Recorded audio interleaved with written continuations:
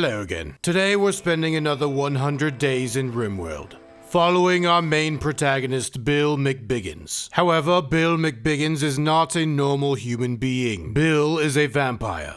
Alright, should I go back to myself now? I will. Technically, Bill is what's called a sanguiphage in Rimworld, but he's a vampire. As you can see, Bill is not alone. With him is Florence Foghorn, and Florence is not a vampire. Bill set off. He and Florence started planting rice immediately. The nice thing about Florence is that she is fantastic with plants. Big ol' green thumb. Bill started chipping away at the mountain we were setting up next to as we crested into day one. It wasn't even noon on day one, and Bill and Florence were lovers. Bill playfully made fun of Florence's facial hair, I guess, and she was into it. So they were a couple. The two of them started remodeling what was going to be the prison in the camp. As they work on that, I'll take this opportunity to explain a bit about sanguiphages.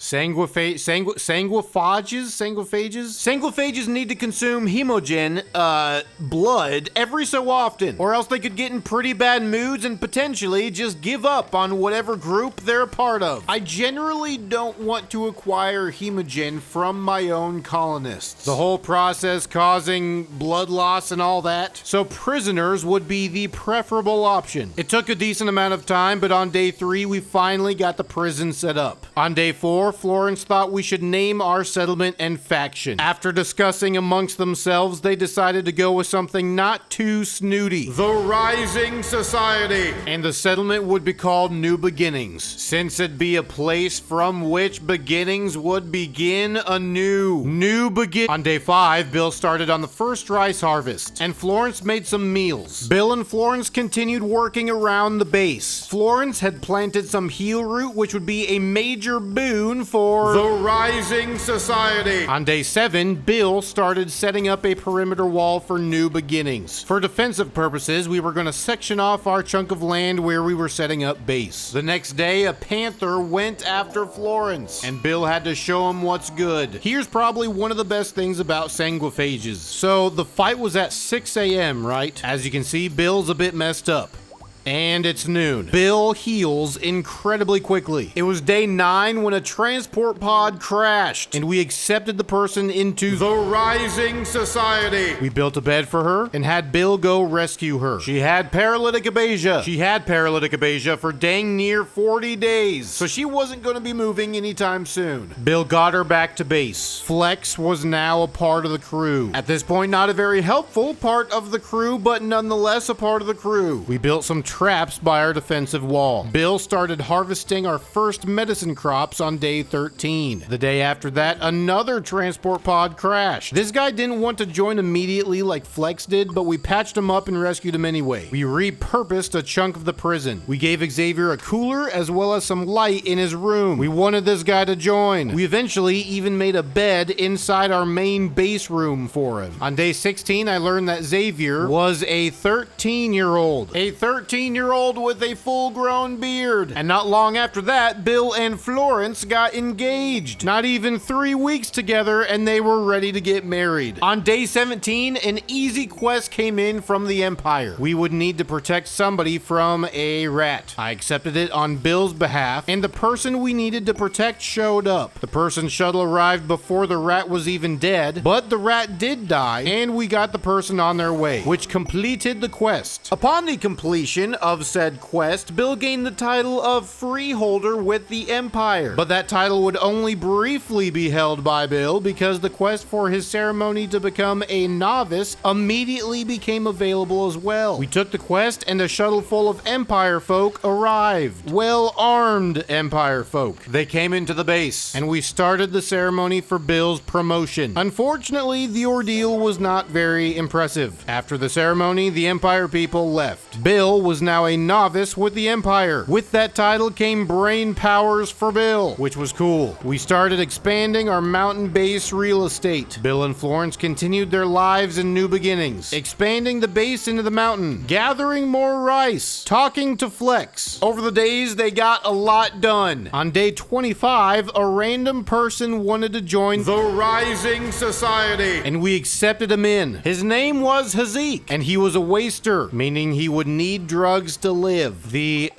problem was that we did not know how to make said drugs to keep Hazik alive. Immediately, I laid out a zone where the drugs would start being grown. We also started researching drug production. Hazik was good with plants and crafting, which was awesome. We would just need to get some drugs made for him so he wouldn't die. Wasters die after 60 days of not having drugs in their system. So we had a bit of a deadline. Before long, the psychoid plants needed for the drugs were planted, but they grew so slowly. On day 29, we finished researching drug production, but that wasn't all we needed. We started on the next thing we needed, which was the ability to refine the drugs we were growing. That was the actual drug making bit. On day 31, Bill and Florence got married, but their ceremony was rudely interrupted. The ceremony was able to finish though before we were attacked, even though Florence was picking up an LMG. And when they did attack, this caravan of people took out the person for us. On day 33, it had been 8 days since Hazik took drugs. And on the next day, we finished researching what we would need in order to refine the drugs. Now, here is where I noticed something problematic happening. See that there? Hazik was making moves on Florence, Bill's wife, and it happened at least 2 more times. This could not stand. A lesson had to be taught. Hazik needed to be taught that there were consequences for hitting on Bill's wife, so we had him start contributing his hemogen to the cause. On day 37, another transport pod crashed, and Bill came down and tended the person. Bill brought him back to base and stuck him in our prison building for the time being. And later that same day, Deuce joined. And like moments before that happened, Flex's paralytic abasia wore off, so we were 5 people strong. Remember that bearded kid Xavier? Yeah, he's gone. I actually had to go back through the footage and see where he went, and it appears that he just skipped town when the Empire folks showed up to give Bill his promotion. We built the drug lab for Hazik's drugs away from the main building area in the place that makes the most sense health-wise, directly behind and connected to the prison. So Hazik was going to be alright when it came to the drug department. Speaking of Hazik, we had him donate to the cause again. We hadn't faced too many raids yet at this point, but we did have one on day 43. Hazik got messed up a bit, but I had Bill go out there. But then Bill was kind of getting messed up as well, so I had him start heading back inside. Reinforcements were on their way. I had Hazik engage the raider, but guess what happened?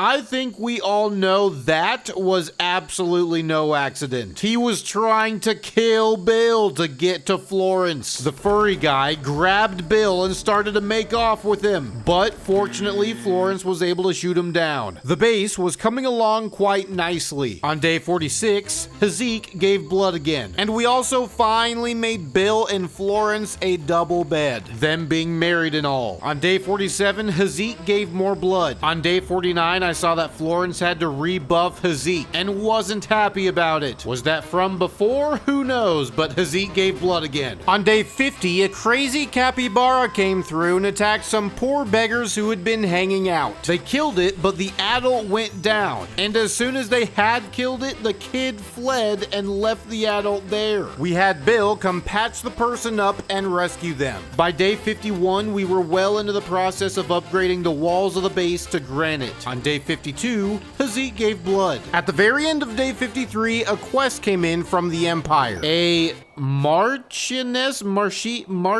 I don't know how to pronounce that word, of the Empire had these cows, right? She wanted these cows to see the world as one does. I accepted the quest on Bill's behalf, and the cows showed up. These weren't just any old cows either. They had names. Chelsea and Ileana. We now had to keep these cows alive for 18 days. Also on day 54, I had Bill try something. When the Empire promotes you, they give you this orange soda, right? And I genuinely hadn't ever had anybody drink any before. So I had Bill crack one open, and he proceeded to vomit profusely.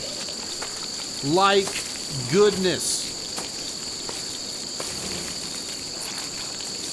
Yep, and he is still letting loose. On day 56, we finished upgrading the majority of the base's walls. On day 59, you guessed it, Hazik gave blood. By day 60, we started embarking on the process of powering the base. Before long, we had 2 wind turbines set up. Hazik gave blood. On day 63, we started building coolers for our storage room. We needed to get things frozen. On day 64, we were halfway through our cow protection quest, so that was good. Also, on day 64, another person fell from the sky. We accepted this person in and rescued them. This person also had paralytic abasia, so we might as well forget about them for a while. Hazik gave blood. We got raided on day 65, and they were fire-breathing dragon people. So our wooden defensive wall wasn't like the ideal situation, but we handled it. The Rising Society always rises to the occasion. Something I haven't explained yet is the fact that Bill, as a vampire, as you might be able to guess, can heal people. Yeah, I know, might be a bit counterintuitive, but he can. As we were dealing with the fire situation from the raiders, Flex was hurting, so I had Bill go heal her, and she was good to go. There were definitely perks to being a vampire. Thankfully, it started to rain, which helped put out the fires. A good chunk of our land was burned, though, which was not great. However, we did patch up our walls, so bad folks couldn't just waltz in. At the end of day 68, there was huge news for new beginnings. Florence was pregnant. Baby McBiggins was on the way. On day 69, you already know what happened with Hazik. Remember how we started making those coolers earlier? We finally got our freezer to a good temperature by day 70. So that was a good step in the right direction for the colony. On day 71, I saw that Florence was not the only one that Hazik hit on. Hazik was kind of a tool bag. On day 73, the shuttle for Chelsea and Ileana showed up. We loaded the cows into the shuttle and sent it off. After we did that, a ceremony quest came in that would make Bill an acolyte of the Empire. On day 75, Florence moved into her pregnancy's second trimester. Even though our land was burned, over time, it was healing. You know who else was healing? Were we being too harsh on him? Should we ease up on the blood donating? Has the bill been paid? On day 79, we started tearing down our wooden defensive wall because we were going to upgrade to granite. Hopefully that would help against the whole fire breather scenario from earlier. And obviously, this being Rimworld and all, we got raided on day 80. It was a bunch of furry folk. Our wall was entirely not built yet, so this was going to be interesting. They showed up and we handled one of them. They were laying into Bill pretty good, but we were finally able to down one of the 2 who were wailing on him, and the other started to flee, and we had a stroke of luck, if you could call it that. We downed him, but he was not dead. Bill healed him so he wouldn't die, and we captured him. We got the furry dude to prison. Here's the deal. We could now use our prisoner for Bill's hemogen needs. We keep him alive and around, and we'd always have a source of hemogen for Bill. Hazik wasn't the only source anymore. On day 81, Florence entered her 3rd trimester. Baby McBiggins wasn't far off. By day 82, we had finished our granite defensive wall. On day 83, we started building things for the baby. We made the bed for the baby, a toy chest, and Bill really put his heart and soul soul into the chair that went in the room as well. On day 88, Florence was doing what any pregnant lady would have been doing and was mining some steel when she went into labor. Bill got her to bed. Deuce was our best doctor, so we had him be there, as well as Bill, obviously. And soon, baby McBiggins was born healthy. It was a boy. A healthy baby, half vampire boy. We named him Florian. Florian McBiggins. When Florence was able to walk after childbirth again, I had her go pick up her LMG. On day 90, when we had 10 days left in the first 100 days, an awful thing happened. The flu. If left untreated, the flu can and will kill. And who had it? Florence and Florian. Bill's family. We tended them both immediately. Florian looked decent, but Florence wasn't doing as well. We'd absolutely have to keep an eye on them both and keep them tended. This flu was bad. It was taking quite some time to work its way through. We tended Florence. The flu was ahead of the immunity. We tended Florian. We tended Florence. And then Florian again. We'd keep it up as time went on. Florian was probably going to be okay if we kept up his tending. His immunity was outpacing the flu. Florence was not out of the woods yet. Fortunately, Florian's immunity got to 100%, so he was good to go. Also, luckily for us, nothing else was going on in New Beginnings, or else this would be pretty stressful. Alrighty then. I had to start researching hydroponics immediately. Things started dying of poison. Everything turned green. On day 95, Florence's immunity was outpacing the flu, but not by much. Later that day, though, the immunity won the day. Both Florian and Florence would live to see another day. Now we just had to deal with the toxic fallout. Bill didn't need to give a rip about the toxic fallout. Him being a vampire and all. That was another perk. And you know who else didn't? Hazik. Hazik was a waster. And they also don't get sick being outside during a toxic fallout. Bill and Florence worked on researching hydroponics, continuing to ruffle those papers. Things continued to die of poison. On day 98, we finished researching hydroponics and started to get some built so we could have a way of growing food during the fallout. On day 99, one hydroponics basin thing was built. It turned to day 100. Of course, I lined our people up. The raiders busted through our traps, with only one going down. One raider had a shotgun and we killed that raider and the other ran. It was Hazik.